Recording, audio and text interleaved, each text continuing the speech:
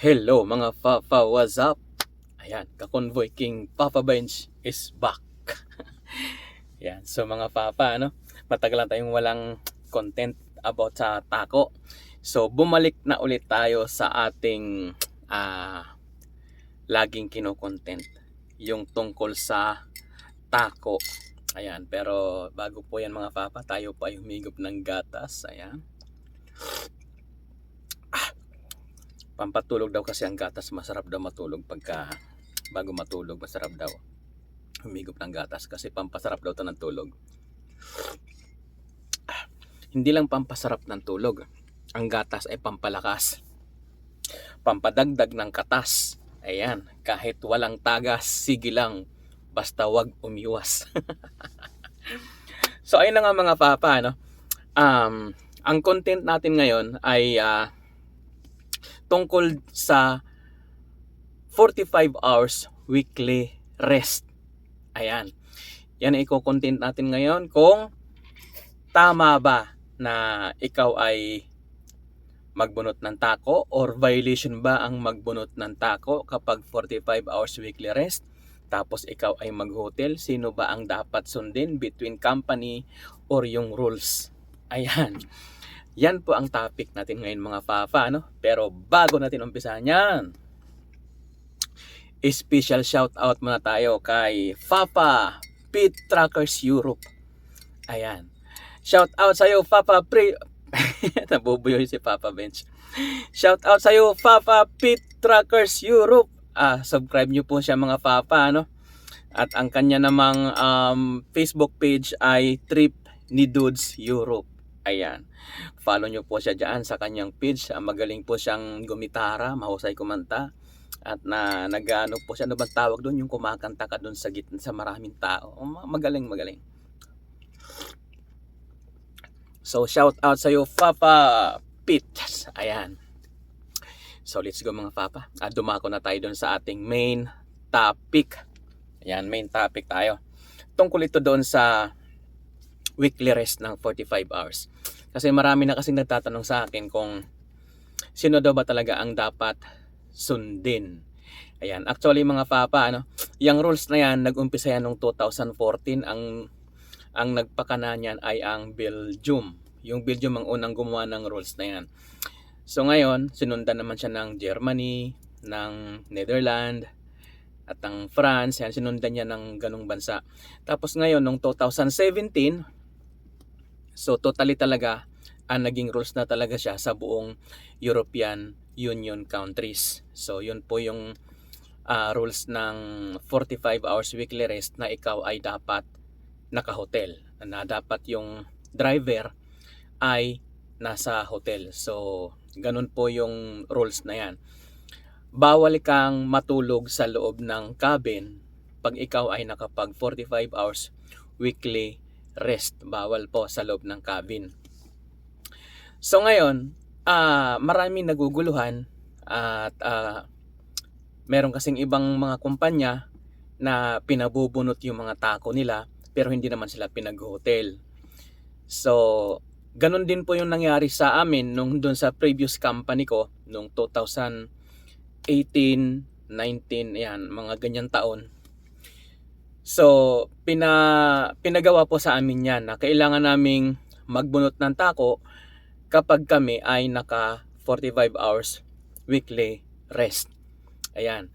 Ngayon, ipinaglalaban namin yung karapatan namin dahil dapat pagka kami ay nakapag 45 hours weekly rest, dapat kami ay nasa cabin, ay nasa hotel dahil yun yung rules. No choice kami kundi sumunod sa company. So ngayon, nung kami ay nag-aral nung pangalawang course ko na ng Code 95 doon sa Riga, sa Latvia, pangalawang course ko na pangatlong course ko na ng Code 95 that time. So ngayon, naguluhan kasi ako doon sa kung ano ba talaga ang dapat. Tinanong ko doon sa aming teacher, yung tagaturo sa amin. Tinanong ko siya.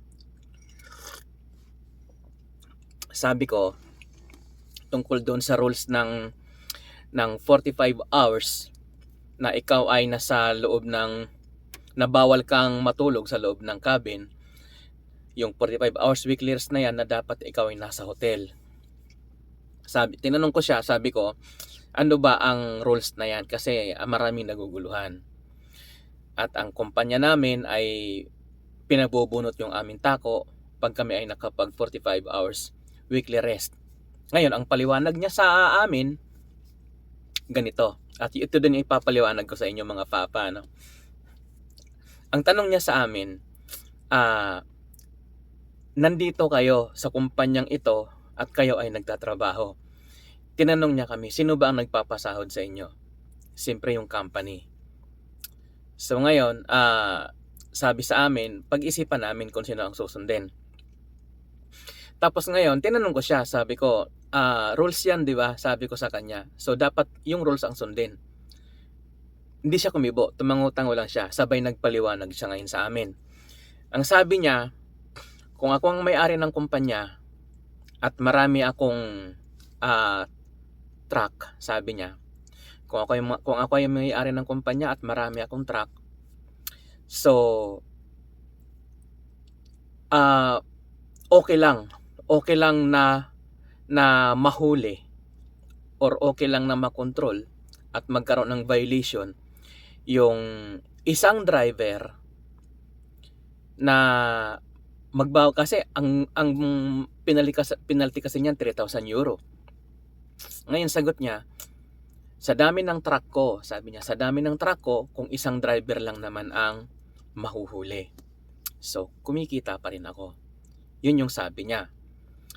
So, sa madaling sabi, hindi isusugal ng kumpanya na sa dinami-dami ng kanyang driver na mag-i-spend ng 45 hours weekly rest, at yung ipagpalagay mo lang nasa mga 25 or 30 something na driver ang mag-i-spend ng 45 hours weekly rest. Tapos ipapahotel mo lahat yan. Gaanong gastos nun? Within 45 hours, napakalaking gastos nun sa kumpanya. Napakalaking pera sa kumpanya ang mawawala. So ngayon, isusugal ng company yan. Isusugal ng company yung isang driver or dalawang driver na magmumulta ng tig 3,000 euro kumpara doon sa mas malaking gastos na marami siyang driver na dadalhin doon sa hotel. So, business. Yun yung paliwanag sa amin. Business. So, may point nga naman siya. So, ngayon, ang tanong, violation ba? Ito ay walang violation sa tako. Wala itong violation sa tako. Walang pananagutan ang driver dito. Ang driver kasi sumusunod lang. Kailangan talagang sumunod ang driver doon sa rules ng company. Ayan. So, ngayon, pag ikaw ay nakontrol,